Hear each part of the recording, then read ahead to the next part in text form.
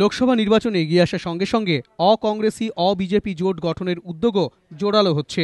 আর এই সম্ভাব্য জোটকে আকার দিতে চলতি মাসের 5 তারিখ দিল্লিতে বৈঠকে বসতে চলেছেন একাধিক দলের শীর্ষ নেতারা।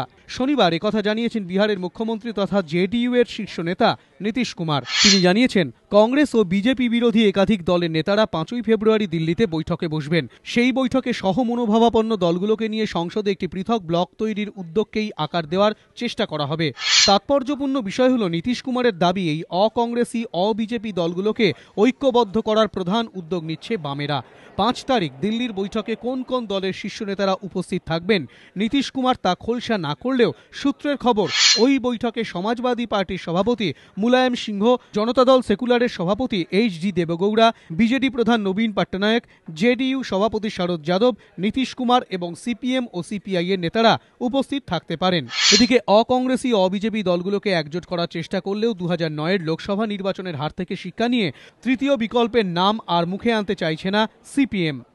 শনিবার হায়দ্রাবাদে দলের সাধারণ সম্পাদক প্রকাশ কারাট বলেন, এখনই ফ্রন্টের কোনো বিষয় নেই, কেউ তৃতীয় বিকল্পের কথা বলছে না। আমরা শুধু অকংগ্রেসি অবিজেপি দলগুলোকে একজোট করার চেষ্টা করছি। নির্বাচনের পর আমরা এটাকে কোনো নির্দিষ্ট আকার দিতে পারবো কিনা তা নির্ভর করবে লোকসভার ফলাফলের ওপর।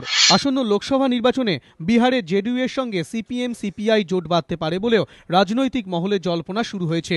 যদিও তোড়জোড় শুরু হলেও শেষ পর্যন্ত তৃতীয় বিকল্প গঠনের চেষ্টা কতটা বাস্তবায়িত হবে তা নিয়ে কিন্তু সন্দিহান রাজনৈতিক মহল।